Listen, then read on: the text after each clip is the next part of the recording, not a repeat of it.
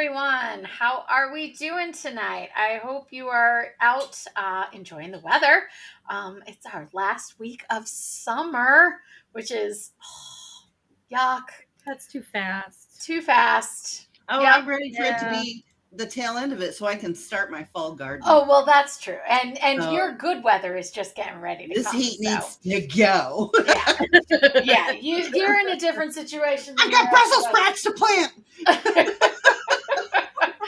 So, welcome to this evening's the Whole Pet Pro Educators Groomers Cut, brought to you by the Whole Pet Grooming Academy. I am joined this evening by Michelle Knowles and Chrissy Newmeyer-Smith, who is still down in Pennsylvania. My weird background going on. Yeah, she's coming back. So we'll get a touch in on her and how her classes went in Hershey. But first off, tonight we're going to talk about proper usage of your restraints. I think that this was a hot topic a couple months ago, and we kind of have been on and off, so I think it's a good time to bring that in, especially as we're all starting to gear up for the holidays. If this is your first time with us, please grant StreamYard and Facebook permission so we can see your names in the chats. We are back on 5 platforms this evening.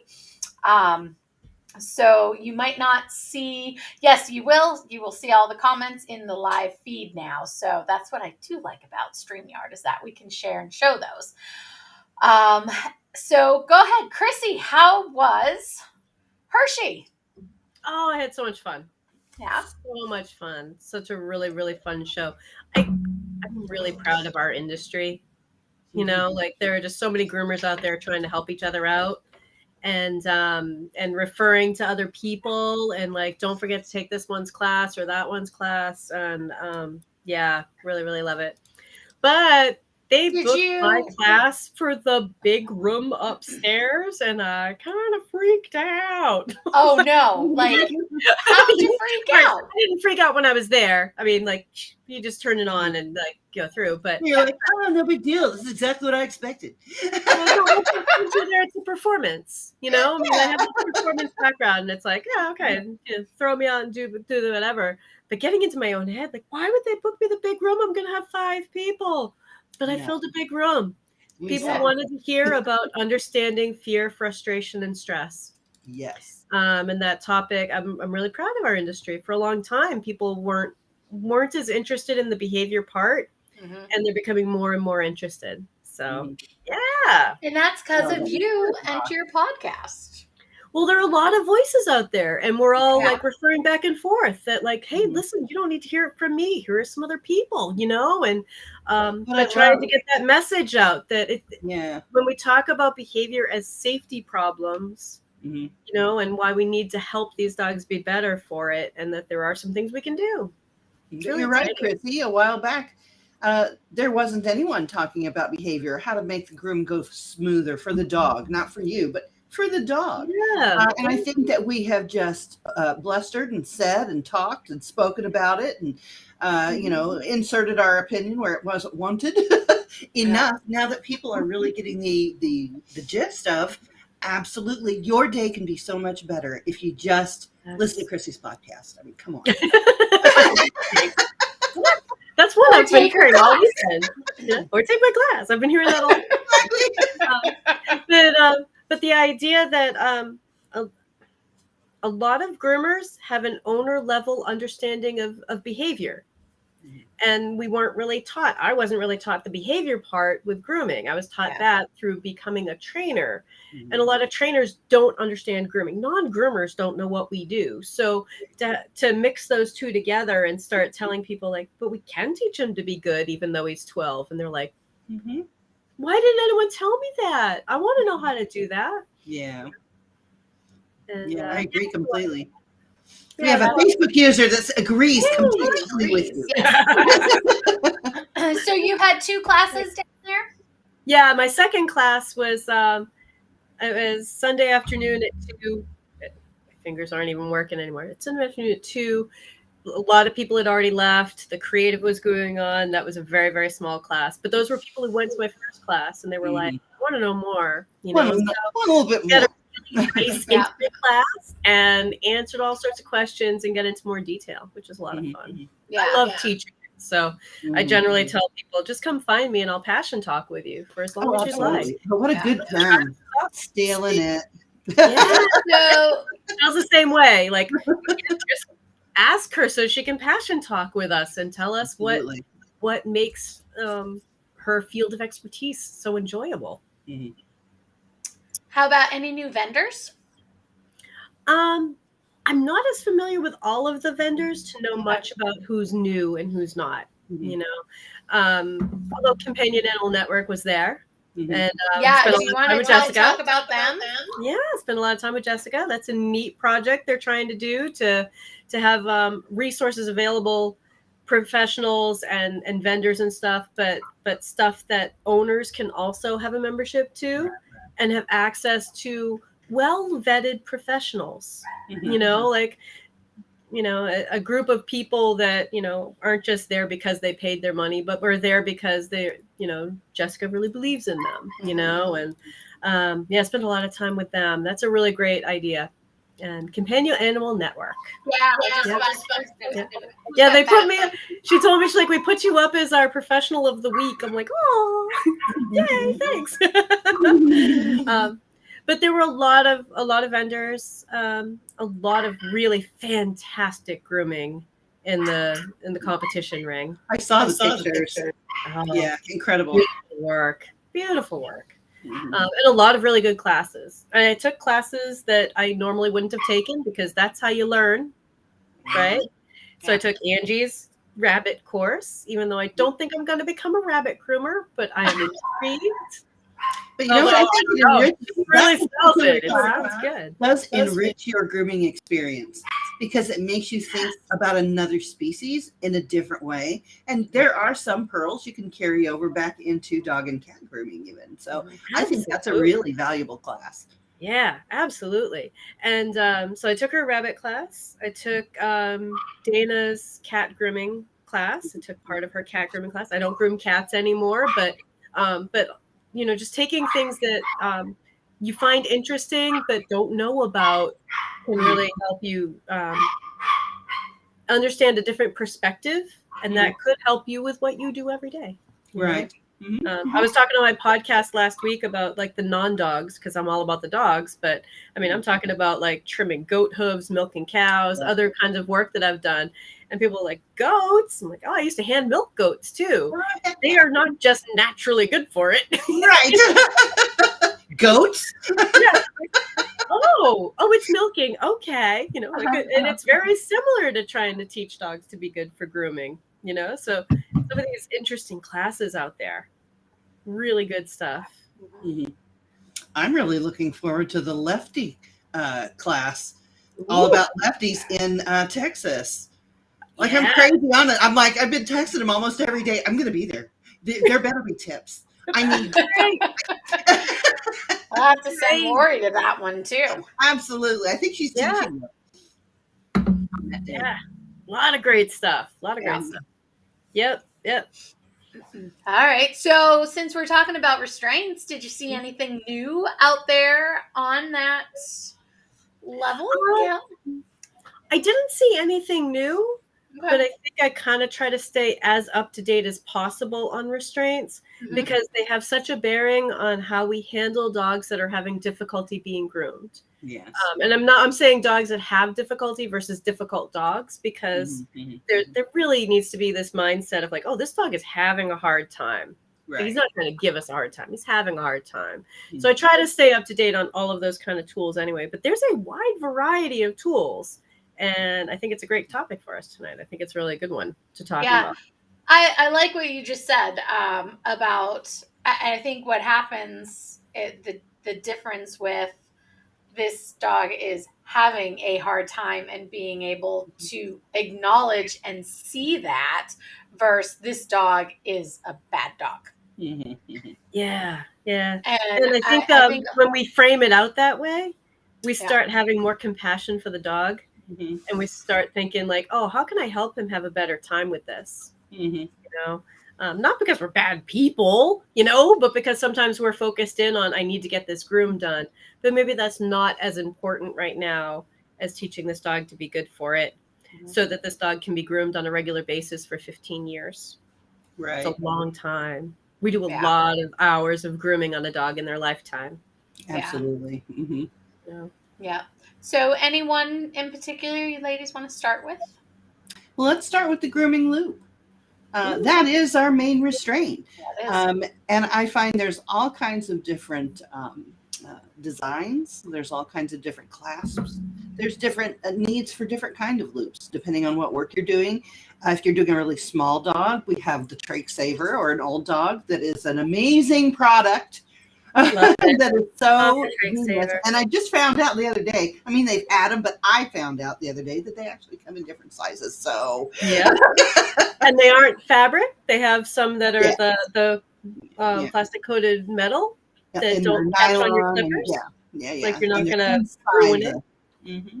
But just your plain loop. I know that many groomers use many different loops on their grooming tables. I like the Canis Gear Quick Catch. It's like a slip loop. It's just my very favorite, and it's not for everyone. I just have groomed with a loop like that for so long, and I literally use that loop to move and manipulate the dog's head, the body, or to hold. Because if you're just holding an ear and you're trying to trim the edges, the dog can actually just pull away, and that's creating pressure on the ear. The dog's just like, this is terrible. So they pull more, and you're trying to pull and get it with this fine scissor. Instead, you put your hand right inside that loop, so the neck can't move anywhere, and you gently hold the ear, and you can get it done. A lot of times we put too much pressure or too hard of a hold on the chin hair, or the cheek hair, or the ear, or even around the neck, just to hold it still, which technically some dogs do need that. Little tiny dogs that are all hysterical sometimes just need a gentle hold around the neck. But you can actually put your hand and manipulate that loop in such a way that you can move the head pointed down and do the crest, pull the chin up while your hand is still inside the loop. Your hand is just moving it, and then the loop itself keeps it in one place. My fingers are often sliding underneath the loop as part of connecting with the dog, that the loop isn't really actually, when I'm using it anyway, not actually like really tight or there to do much of anything other than to give them something to lean into and remember that, like, oh, I'm on leash. Because it feels so similar to being on leash that they're like, oh, right. We're here together on leash. I'm not actually free to roam. And so that's sort of the signal they're getting from it. And a lot of times I find that, what? I'll just want to mention this and move on. A lot of times, any type of loop, people have to remember that when we teach dogs sit, we put pressure on their neck. We pull up on their neck a little bit and suggest to pat down on the back. Some do. We don't I don't teach it that way at all, because then it teaches them that it's Chrissy, realize you're one. I know. There are hundreds of thousands of people out there that are training in that way. They're using a leash to mean, like, when you feel pressure this way, you sit. Correct. Or when you touch the bum, you sit. Right. I'm like, so when you understand that the dog, every grooming. if you realize in general, people are being taught or taking cues from that training method that is prevalent throughout the U.S. and across the world. So they don't realize that when you hike the dog up with the loop, you're actually asking them to sit. You're not asking them to stand. So if you actually put the loop down so that their back and their neck are on this nice even plane, that's terrible. As if they're walking. Yes, they're going to be more comfortable in their skin, on your table, and within that loop. And you have much more area of the loop to manipulate them around in a gentle manner, rather than putting pressure or placing pressure on the dog and making it uncomfortable. Yeah. So I was gonna say that before we even get into like which tools, but I think it's really important to discuss that any of the tools that we use for restraining dogs, we should also be thinking about, is this helping this dog have a better experience, or am I just using this to get the job done? Because those two things are very different. And if you'll indulge me for a second, but one of the things I talk about all the time with my students and on my podcast is the goal is a dog who is calm, comfortable, and cooperative. So if we're using a tool just to like hold them still so they don't alligator roll, then we're not addressing, am I helping this dog be calm? Am I helping them be physically comfortable with this process? Am I helping them be physically comfortable with just the tools that we're using and cooperating with us? Because any tool can be used in a way that one dog might find very relaxing. Belly fans could be, or the grooming loop. I know plenty of dogs that without a grooming loop, they're like, I'm going to fall. You put on a grooming loop, they're like, oh, a little connection. Thank you. Like all of our tools can be done in a really gentle way. But that's my biggest takeaway with tools is be thinking about what's the dog getting from it. And that what is the groomer getting out of it as well? You're a team. When the dog is on your table, you become a team. And however well that team works together is how well that dog is going to be relaxed into that grooming. And the more relaxed you are, the better it's going to go. Because when you're hysterical, you can't communicate very well. But when everybody's relaxed, they're going to look around the room with some soft eyes and some soft throat, and they're going to be absolutely looking for their next instruction in a gentle way. Yeah. And some dogs are going to really dislike a particular tool that other dogs find comfortable. Yes. And some health problems freak out over the loop itself. Which ones to use.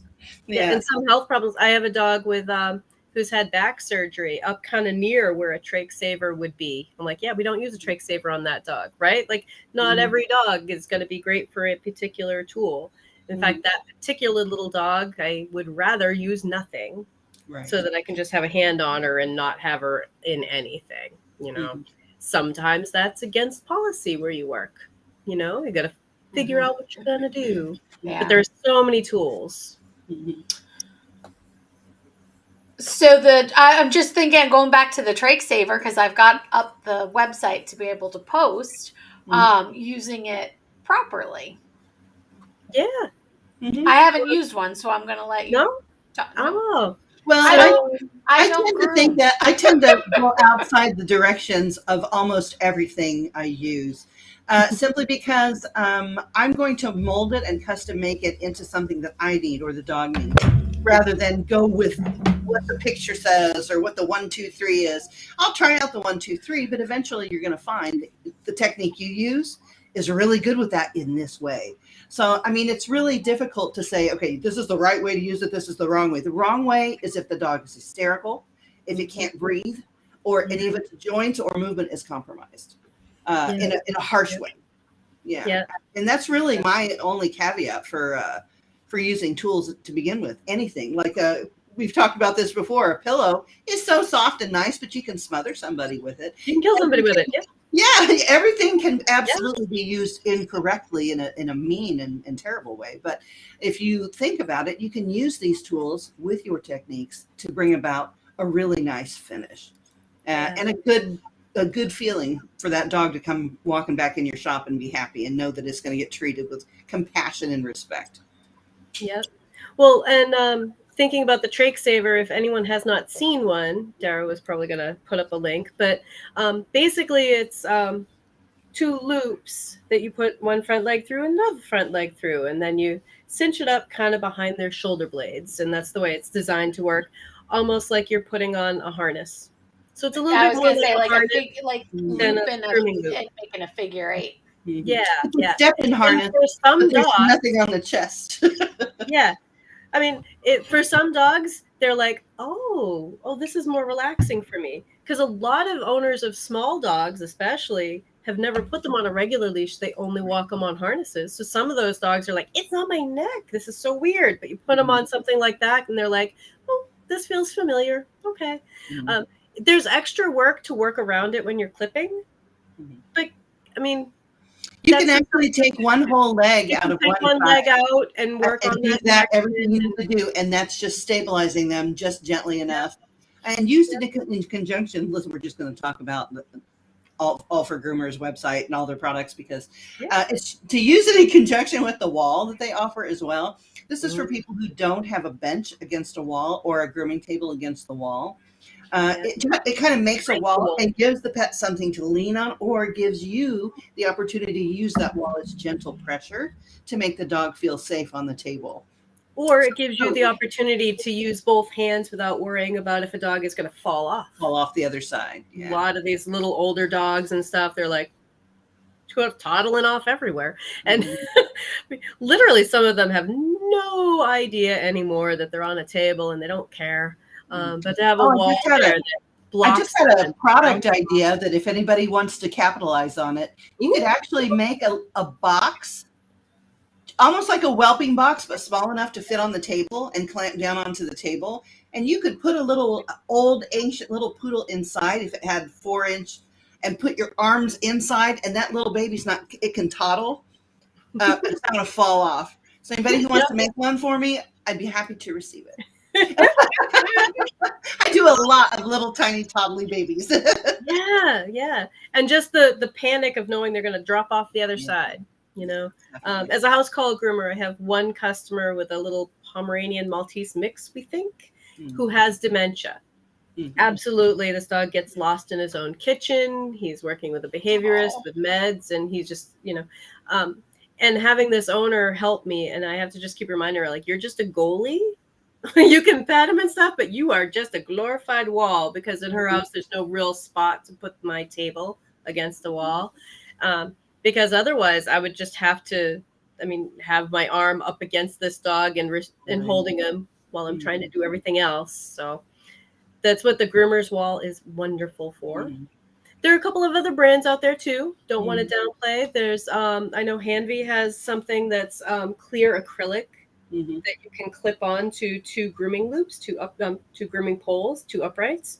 And the clear acrylic also allows for some daylight, and you're not getting harsh shadow. And there are a bunch of different ones out there. You know, lots of groomers out there trying to solve problems. Nothing wrong with that. Necessity is the mother of invention, for sure. Yeah. Let's see, what other tools? I think that sometimes we don't think about tables and tubs as tools that restrain. Even just putting them on a table. Leads themselves.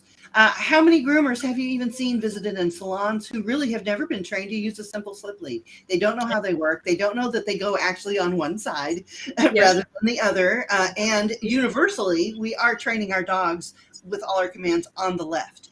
So if you remember that, you can help reduce confusion in the dog by just using what's standard right now in the industry until that changes somehow.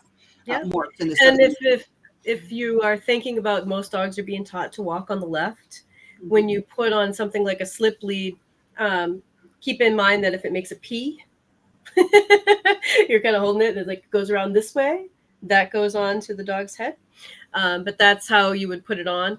But then if you let that dog walk on the right, the thing is that if it's adjusted the other way, it doesn't release as easily. Right. It doesn't release the pressure. And also slip leads with them on a slip lead. And slip leads with a dog who's 6 feet in front of you is putting pressure on that it doesn't release well either. So we do need to be careful about our slip leads. Yes. Yeah. And be very careful about how you move the dog through your salon.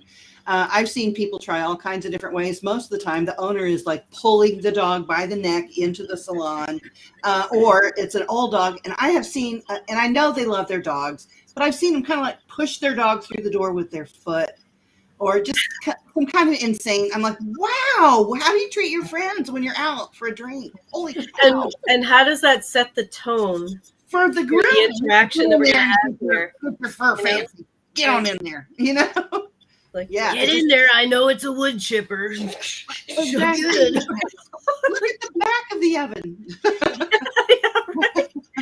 Go, Hansel. So how you move the dog on the slip lead does matter. And there's a ton of techniques about helping the dog move through an obstacle that he perceives. Some dogs just are afraid and don't want to go forward.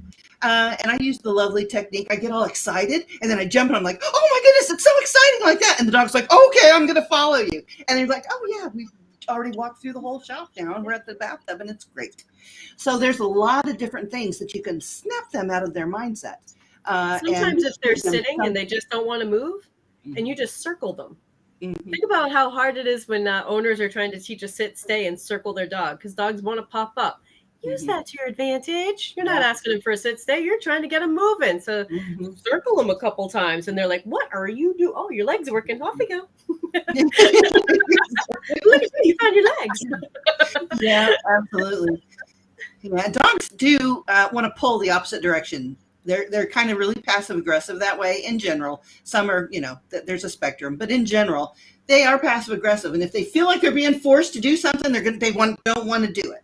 They just don't want to do it. They'll go in the opposite direction. It's actually called the opposition reflex. And I think I remember when I heard about it, a lot of my grooming stuff made sense to me. But dogs pull against pulling and push against pushing. Yeah. Because in a natural environment, and we do too, we do too, but in a natural environment, if something is pulling against you, you feel like you need to break free. Nothing's going to come and save you. You've got to break free from that. If something's pushing against you, it's going to shove you off the cliff, and you need to push against it. I don't know why you're trying to push me. And so it's a natural thing for a dog to do. So if we don't engage in that and instead try to coax and lure and talk them through it, and we can teach our dogs to put up with pushing and pulling. And you can actually use that reflex to your advantage. If they keep going toward the other side of the table, you can gently put your hand out, but gently push them in the direction they're getting ready to fall off. And they'll be like, "Oh no," and they'll move towards you. It's so silly, and you don't even need any pressure. It's just a slight touch on their when they're leaning against the far end of the tub, and you're trying to coax them off from the edge of the tub, and you get one hand behind them, and you touch this inner hip, the hip closest to you, and give them something to stand up against. It's like, hey. Horse people will recognize that it takes both legs to get a horse to turn because both sides tell you where the resistance is, that helping them okay, then push into my hand. And some of them are like, oh, or pressing on their back or shoulders to get them to stand up taller. For some dogs, that's really helpful. But the opposition reflex, I think sometimes people think they're being mischievous, but it's just that they don't understand what you want. And they're like, I don't know, this is how I avoid doom. I think that's also attached to back end. They're not aware of their back end.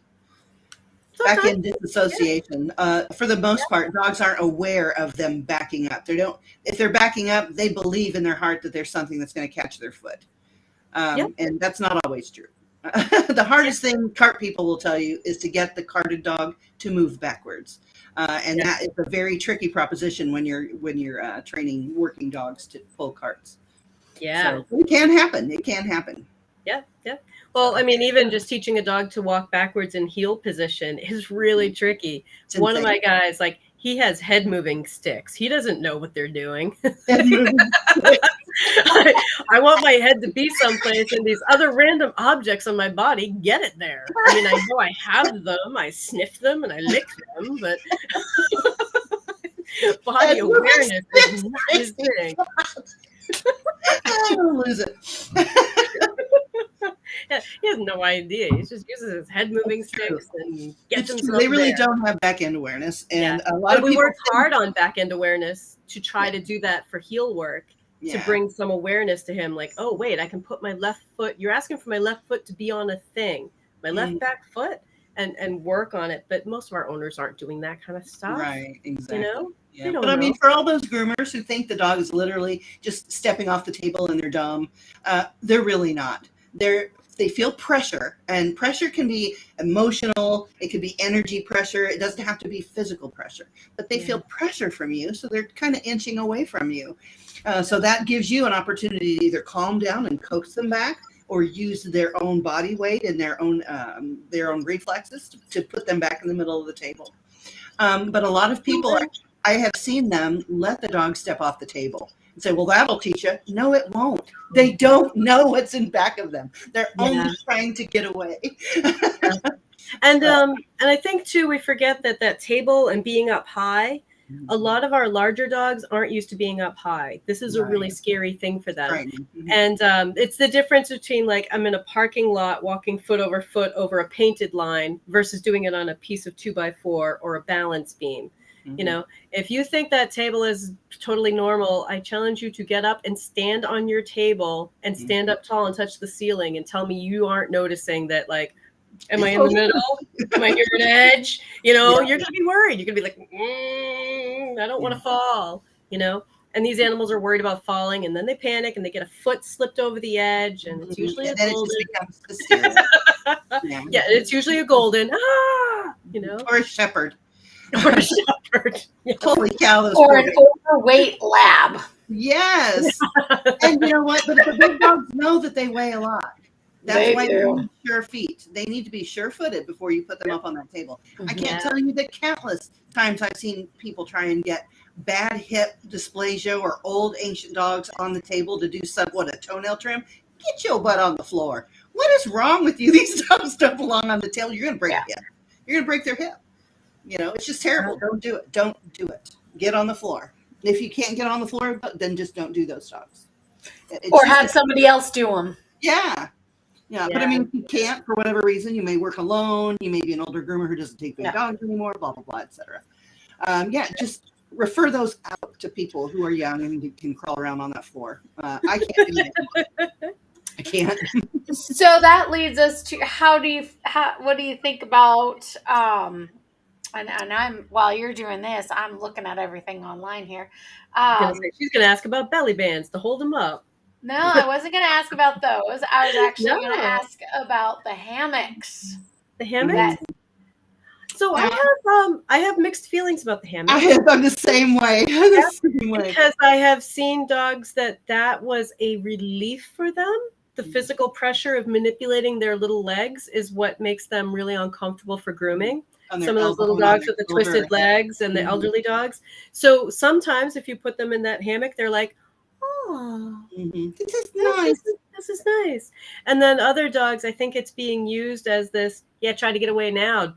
You know, and they're that already in the red zone. They're already afraid. They're already hysterical. They're already afraid, and someone's like, "Can't run away now. Can't even reach me. I can do what I want." And that message you send is going to have a dog that says, "You're never getting that thing on me again." Ever. You can do it one time. And I think the thing people don't realize, and I got this story from a friend who I didn't groom their dogs, but just took them to the groomer. They came in to pick up their dogs. Their dog was being finished in the hammock for whatever reason. She's just a little delicate little mini poodle. Dad lost his mind. They had her trussed up like she was some kind of a draining deer. That's what he said. In his mind. It was horrific. Perception is everything. If you're doing that where your clients can see, you're going to have a percentage of clients go, holy cow, don't you be putting my dog up in that thing, at all. And I feel like 9 times out of 10, 99% of the time, we can get those nails. We don't have to put them in a hammock. However, I have cultivated a clientele that I can do easily. Hopefully everybody's doing that, but I know there are salons that get a lot of dogs that, you know what, we got to do it. And they enjoy the hammock. Some people really enjoy it. They have a clientele that approves of it, dogs that do really well in it. So I'm not going to sit here and say, oh, this is a bad tool. It's a great tool if used properly, like a pillow. Circling back to, is it helping this dog be calm, comfortable, and cooperative? What is the dog getting from it? Because I think as groomers, we forget any of these animals can make themselves entirely untouchable. And unless you've done like emergency vet medicine, you might not realize that Yorkie could make himself untouchable. If they choose to never let you put that thing on them again, you're not getting it on them again. You're not doing it. So the message they get from it is really important too. So I had one that I tried with an elderly Bichon that I used to groom, and I took video, and the video did like a loop of just her in this little hammock, and she was like, people lost their minds. Like I was the meanest person ever. I'm like, this is a video of a dog who's clearly comfortable with it. That poor fur baby. I'm like, what about this video is so alarming for you? She was like, It's like, I don't understand. But it's this visceral response that it's a straitjacket. But it's not a straitjacket. This is a comfort measure. And if we're using it as a comfort measure, then I think it's fine. Do you think it's like that and people see that because it lifts them so high off the table? That it was only a couple inches off my table. I don't need to. I think it depends on the circumstance, truthfully. It depends on the client. It depends on the dog. It depends. Yeah. And there are some videos out there with owners using them, like, 6 foot up, and the dog is clearly having a hard time, and the owner's like, "Ha ha, can't bite me now." Right. And people are like, Yeah, I can't live like that. Yeah. No. It's always going to be, from my point of view, it's always going to be, is it helping the dog, and what seeds am I planting for our future grooms? All right. How is this going to affect the next grooming? Is this dog going to be more willing or less willing? Mm-hmm. Now I want to talk about supports that make the dog stand up that you put under the belly. Oh yeah, this is a huge one for me. Hunch holder. Yeah, this is a huge one for me. And simply because as the dogs age, and even young dogs, I mean, you can really do a number on their soft organs on the inside. Yeah. People they're just trying to get the dog to stand up.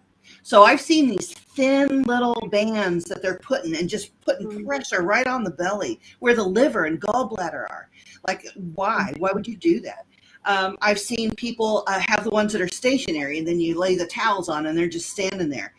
So you have to understand, dogs weren't built to just stand there. Neither were humans. If we just stood there, like you see the bear hats in England, guarding the queen, they fall all the time. They lock their knees and they fall because you can't stand like that. You're not meant to be like that. Dogs are either meant to be relaxed or in motion. And that's really hard on an older dog or a fragile dog to be standing up in the first place. Like I said, but like I'm going to say with every tool, it depends on how you use it. It depends on for how long. It depends on each circumstance. There are people who successfully use them and it's great and the dogs are fine. There are other people that are cranking them up, not, making the dog stand through the whole groom like a collie that's ancient. Oh, it has to stand up. I got to brush it out. Well, if you're brushing out a front leg, you do not need that dog to stand up.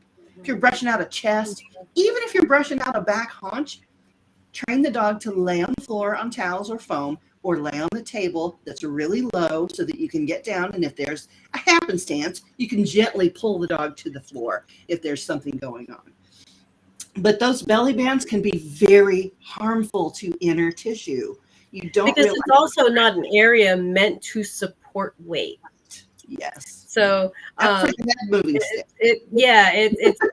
like, it's not an area that's meant to support weight. So while you might think, oh, it's just pressing up against, they're pushing their body weight into it. And it's more than just the weight of their belly if their back legs are falling down. And there's just a lot of things to consider as to if this is safe for that dog or not. Well, your organs actually bands that are being used to keep them from twirling around that aren't really even putting any pressure on. I see that a lot. And I'm like, okay, I could see that being really safe. It's when the dogs are fighting against it or using it to prop them up. They'll hurt themselves. They'll torque themselves, give themselves all kinds of injuries, trying to get away from something that's really harmless if they just stood still. But when they press up against something, they think they're being pressed against. So there's that opposition reflex again. They'll press harder. So when dogs get aged, and even when they're just middle-aged, in the peak of their life to when they pass, people don't realize that their organs inside actually get more fragile. You can cause internal bleeding. You can cause disruption of function. All kinds of things can happen when you put pressure on the belly like that for too long.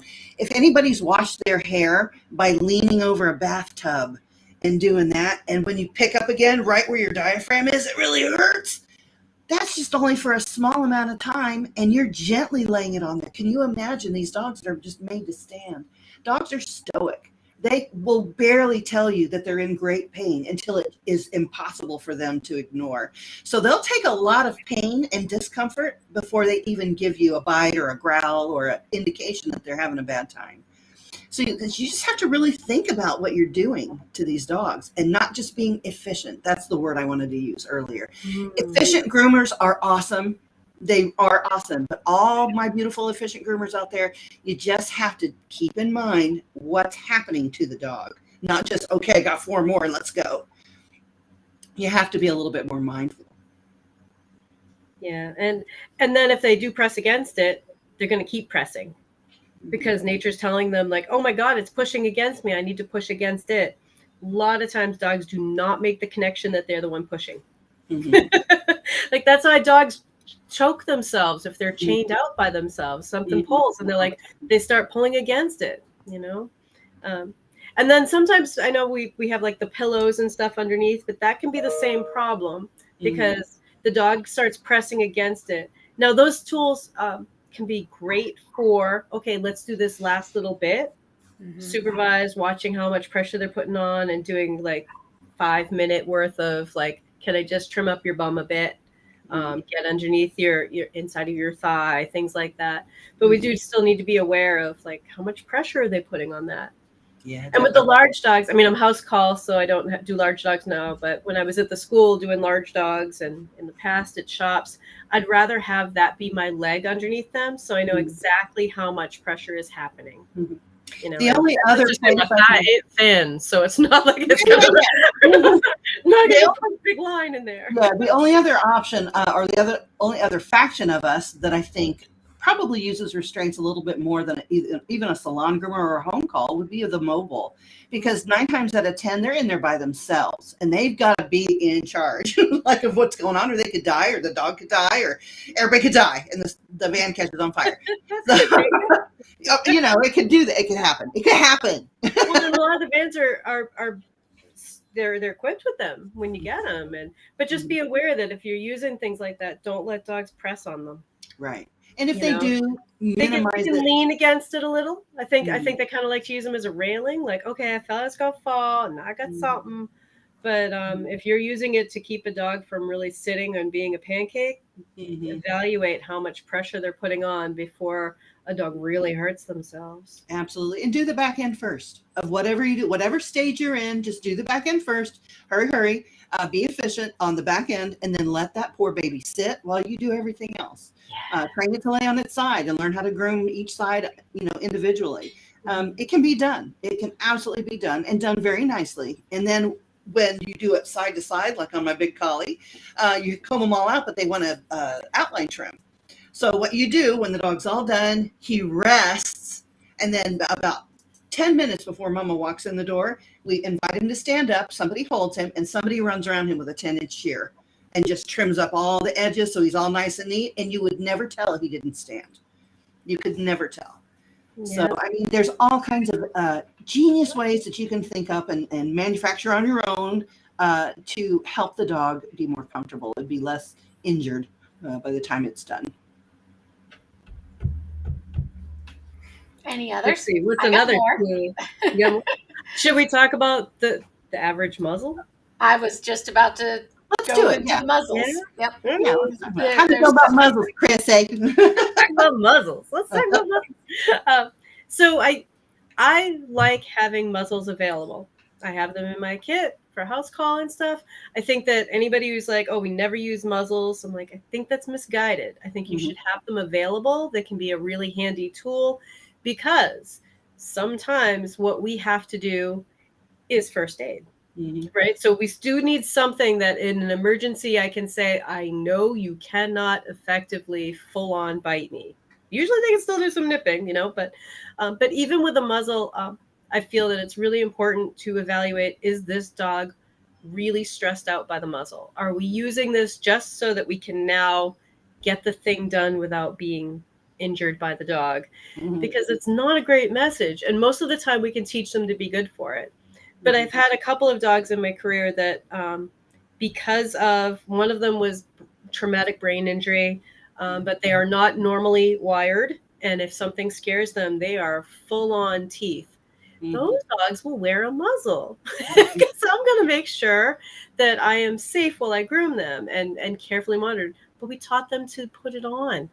We taught them to feel comfortable with it. We taught them to like it, and we put it on before there's a problem. So they don't see that as now something terrible is going to happen. They see that as, oh, this is part of grooming. We put on a grooming loop, we put on a muzzle, but that's not every dog. That's those rare cases where a dog is very abnormal, But I think that they're an excellent tool. We do need to make sure that they're fitted properly. That means that the dog can still breathe. If they're a dog to breathe while you're doing the service. Well, he looks perfect, but he's not breathing anymore. Right. Oh, Good job. Good job. I do know there are some dogs also who feel safer with a muzzle on. It's almost like they look at me and say, I can't help but bite you because I love you lots, but I can't help but bite you.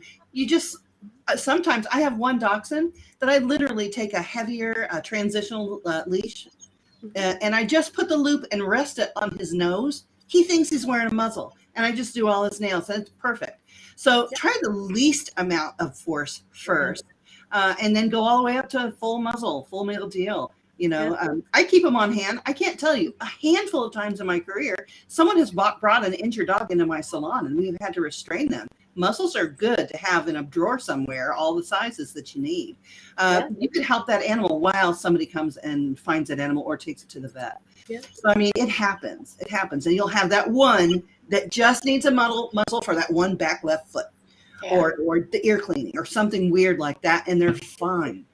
And I'll tell you what, as a pet owner, I teach my dogs how to be muzzled, even though I don't think they need it. But you know what? That terrible accident or something that might happen in their future, that is not the time to try a muzzle for the first time, you know? So my dogs know how to wear one. I learned that the hard way because one of my little dogs had to go to the vet, and they returned her to me in a towel. And I was like, I kind of dropped the ball there because she never goes anywhere. She's only my dog. She's only my dog. But, you know, she knows how to crate. She knows how to wear a leash. She walks well. But you know what? I never really thought about that until it happened to me. Like I cerebrally knew it. I'm like, oh, she'll be fine. She's sweet, whatever. Not when she's in pain. And that's what Chrissy was saying earlier. You don't know when, you know, you're going to have to use that because somebody has an injury and they will fight for their life. They will not recognize you. They will not see that you're doing good things to them. All they know is they're in pain and they're trying to get away to hide. So it's really a good idea to train your dogs to be muzzled. That is something I need to work on. And I know that a lot of dog trainers will tell the owners that too, to start working on that when they talk about puppy classes and stuff. Because why not, right? Yeah. Just another trick to teach them if they're young. But it could be really important later. Absolutely, that's a great suggestion. Well, somebody's talking in the background. My guys started circling around. They're like, you guys are talking to another dog, and you don't know what he's saying, but that dog needs to go out. We're babysitting a teeny little red poodle. They're like, can it's somebody a client that I've had for like puppy? 15 years. This is her new puppy, and they went to Hawaii. So I have this little 7-month-old puppy with my crew, and she's like, wait a minute. Hey! Oh. My dogs are circling around. They're like, do you not know that dog needs some help? She's just barking at Papa, probably coming in. Mine's passed out in bed. My guys have been really good. We've been visiting. So while I was at Hershey, my husband and my dogs have been staying with my brother-in-law, which is where we still are right now, right? And my guys have gotten so used to like, okay, you know, the cat does not want to come out and see them, but all they want to do is sniff her and tell her she's awesome. She smells so delicious. No, they'd be good. They're border collies, right? So, you know, they'd be good. It doesn't mean they don't smell delicious. I'm not saying I eat her, but she might smell delicious. And the parakeet will come over to the edge of the cage and sniff with them, and they're like, oh. Yeah. So they're over here like, we just heard people come in. I'm like, sorry guys, we're in the bedroom doing a call. Yeah. But I think that basically any of these tools that we're using to hold a dog still for us to get our job done have to be something the dog is comfortable dealing with. And we can teach them how to be comfortable with lots of stuff.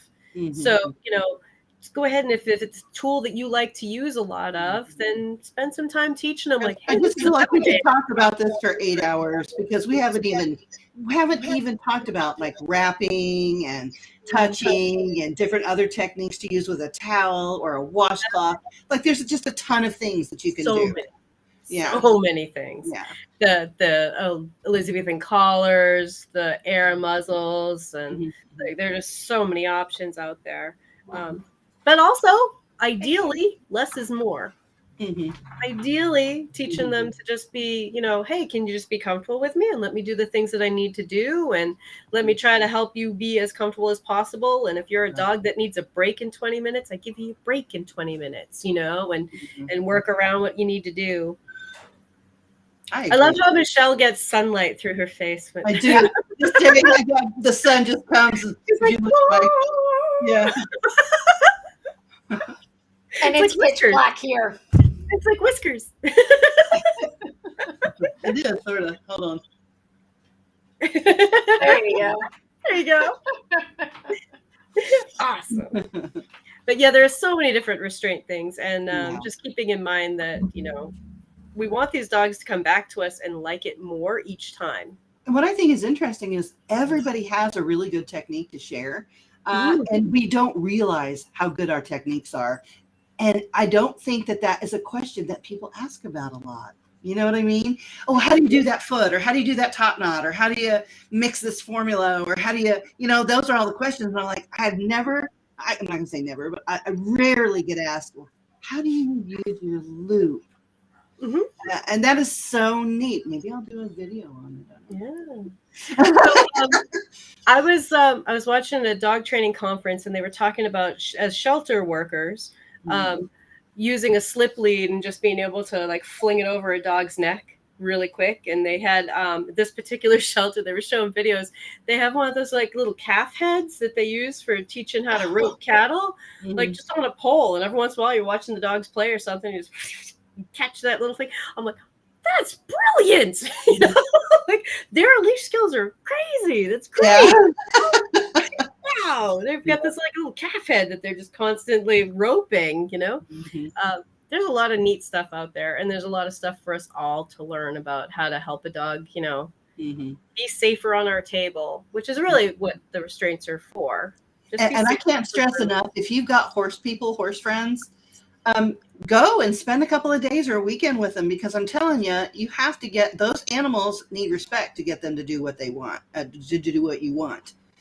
You can take animal handling from horse people. You can take animal handling from zookeepers. There's people that work with exotics, and every little scrap of information you get, you can add to your body of knowledge, just like she took the rabbit class.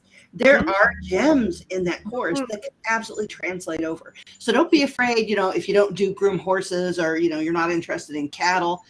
I'm telling you, there's something to be learned. There's something to be learned. Absolutely. Go to the workshop, ask the friend. My background with horses and with cattle serves me very well working with dogs, because when you're working with the large animals, you do not have the option to physically force them through stuff. They could break out the wall if they want to. Yeah. We tend to physically force dogs because we can physically overpower them until the switch flips and they're like, that's it, I'm untouchable. We tend to physically force them in a way that, like with a horse, we'd be like, okay, calm down. Like, okay, you're getting a little rowdy, calm down, because cross ties don't actually keep the horse in place. Right. The horse chooses to stay in the cross ties, much like the dog should be choosing to stay on our grooming loop or on our leash or on our, loop in the tub. But these larger animals, you don't just force them, and we can use those techniques to gently teach your dogs how to be groomed better, how to act better during grooming, I should say. But absolutely, you can learn from everywhere. I learned from a forensics class about hair. I learned from just little pieces of, as you move through your life, if you're paying attention, you hear stuff, you learn stuff. Learned about the medulla not being solid in humans, and that's how they can tell it's an animal hair, for one. Except for the humans that are of the Mongoloid persuasion or the Asiatic persuasion. They have full medullas inside their hair. And that's the only human currently that has that type of thing. But then they further break it down. They can tell if it's a rabbit hair or a camel hair or a hair from a pig or whatever, But I learned that little snippet, and it's just like everywhere I look, there's something about skin. Everywhere you look, there could be something about restraints. If you look at videos of people loping their horses or doing whatever, they have techniques. And what's the guy? I forget his name, but I know you don't know who he's talking about. But he uses the claw to send them away. Pirelli? No, Pirelli, or is that dude. It's an old horse dude, and he's just amazing. Monty Roberts? No, I'll think of it Anyway, later. okay. Yeah. But anyway, he was working with prey animals, and I thought it was really interesting that instead of whipping them or doing all the traditional things to get them to do what you want, he uses their natural fear of predators to do that. And when he makes a claw, the horse interprets that as like a predatory move, but not threat. So in order to do, he wants to push it out toward the fence more. He does this as he's loping them, and they just flow out. And then he does something else. It's been a while since I've seen it. Interesting. I don't know that and one. the horse pulls back in. He makes like a comforting move with his arm or whatever. And they're like, okay.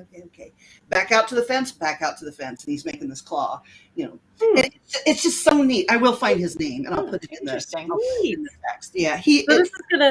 It blew my mind. And that was actually a really long time ago that I saw this. And it actually helped me handle dogs better. And that's why I mention it. But I will get his name. Other people out in our audience probably know exactly who I'm talking about. He's famous in what he does. I'm just trying to think, like, pick my brain for all the horse people. Yeah, I'll find it. My brain doesn't retain everything all the time. It's too busy being busy. Yeah. Well, and, any of these things that we learn from someplace else, I remember reading because I do Middle Ages reenactment, and they were talking about like when you'd make your carts and stuff that they were using animal fat for grease for wheels. But the fat in a cow's hoof is very different than the fat from the rest of its body. The cow's hoof fat does not freeze. And I was like, is that why our short-haired dogs can be running around in the snow? Like wolves don't have exactly why. Yes, that is exactly why. Because it works. Wolves don't have a whole lot of that on their feet. It works on different oil. type of. Yeah. And I was like, look at and it just led me down the rabbit trail to figure out why that's true. Yeah. The interesting part of that is we can even corroborate that with all the peoples that live in the Arctic Circle. They actually put grease on their cheeks to prevent windburn and sunburn up there where the sun shines for 6 months at a time or whatever. And that wind will not only chap your cheeks, but it will literally blow you the cells off of your face. So yes, the reason why the short-coated dog can absolutely romp around in a blizzard is because he's well oiled. Yeah, so cool, huh? Yeah, but I didn't make that association until I read it about how they use the fat from those areas, right? And you wouldn't have known it in modern cart making. No, you would only know it because you were doing reenactments and learning that old lore, which is awesome. That was something that was so obvious back then, and we're like, absolutely, what? Yeah, Someone took the time to write it down, even though it was obvious to them. Absolutely. Well, it's all they had, and they saw that didn't freeze, and that did. So yeah, right. Yeah, just so much knowledge in old history that it blows my mind. And in weird hobbies. Yeah. So I did look it up, and Monty Roberts' name comes up first. Yes. Oh, it was Monty Roberts. It is Monty Roberts. Oh. His name pops up. For some reason, I recognize his name as sounding like Galveston, and it's only probably because that workshop took place in Galveston, Texas, and that's probably why I remember that.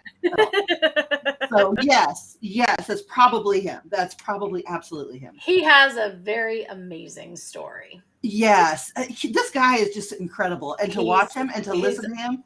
I saw him take a wild Mustang and work with it and just have it walk right into the trailer. And this person swore up and down. They're like, we have to get him sedated halfway to even push him in there. He wouldn't go. And after like 15 minutes of working with this animal, he's like, this is all he needs. You're overthinking this so hard. Make him comfortable. If you won't go in the trailer, what makes you think he won't go? Or he will go if you don't want to even go in there because you want to coax him in and not go in. He walked him right into the trailer like it was nothing.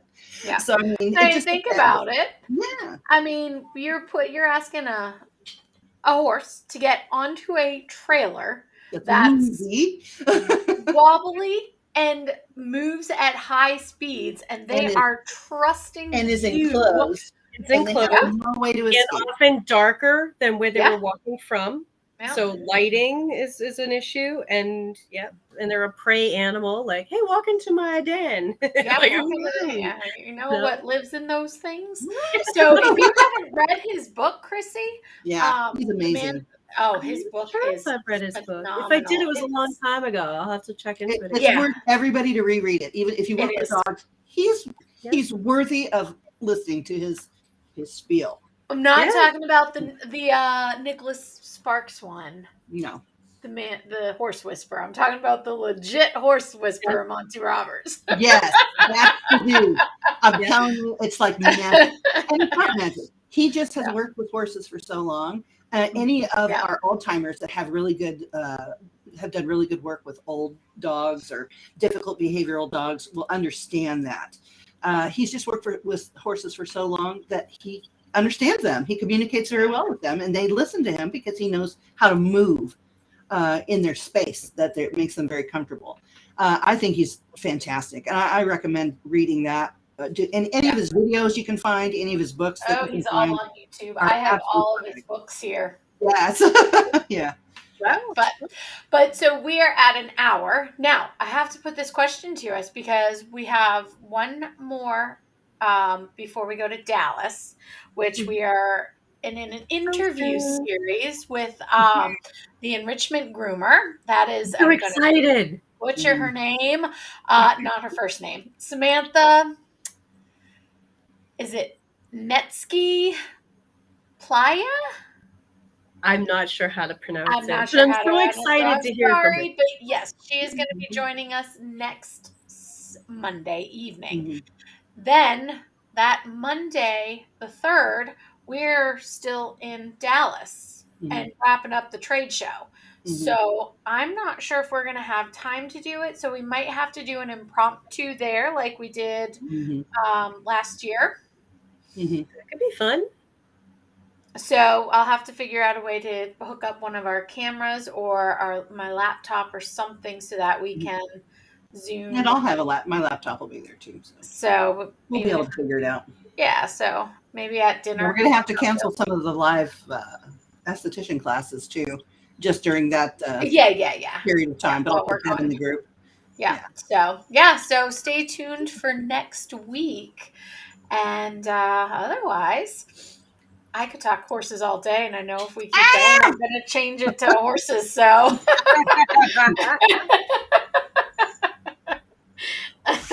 Yep. Maybe we shouldn't continue Well, down and that so many groomers have interest in so many other types of animals, and there are so many really interesting stories and books out there by people who have a lot of patience for the species that they work with. And when you read those books and start thinking, like, what's common about all of them is that they're trying to help the animal and just be patient with them and teach them stuff. And keep them healthy. And keep them healthy. Yeah. Hygienic. Yeah. Yes. All right. Well, thank you, ladies, for joining. Absolutely. Good show. We will be back next week. And if you have not voted, but put your 2 cents worth in for the master of not the master. Oh yeah, that's right. Master Groomer Council. It's currently, I opened up a poll to find out what was the most popular date. We're going to have our last quarter meeting, and also probably voting will be taking place. So make sure that you get in there if you're a master of something in the grooming industry. Get in and get voted. All of the verbiage that we're voting on has been submitted within the group. So please read that so you're ready to say yay or nay, which I believe it will all be yay because they're awesome. And then we are going to come out with the second edition in January, and hopefully I will get the Amazon purchasable copy in Amazon ready to purchase by January. Fabulous. So I don't know how it's going to work, but here we go. I'll do my best. Great. Love it. So can I throw something in before we end? Absolutely. Which is, hey, everybody, the Groomer's Cut is also available on YouTube. You can look at any of these past ones. For anybody who's like, oh, I really feel bad that I'm never available on Monday nights, we have them all there on YouTube. And then also currently We're starting to add this as an RSS feed for all of our podcast listening friends. So they're all going to be on the podcast, but not the old episodes. Those are just current ones as they come up. Yeah. So there are lots of ways to take in this content. So tell your friends. Share us. I adore you. You take your head moving sticks and you just go do something fun. Take your head moving sticks and do what you got to do. I'm just here to make people And laugh. look up Monty Roberts. And look up Monty Roberts. Look up Monty Roberts. The Absolutely. man who listens to horses. Yes. He's amazing. Yeah. Yes. So, all right. Okay, ladies, and hopefully there's some gentlemen out there watching.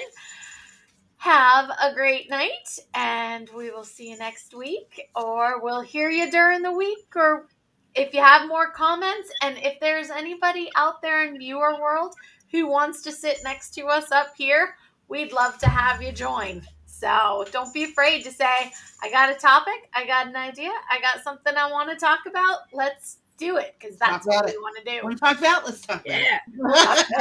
it. Yeah.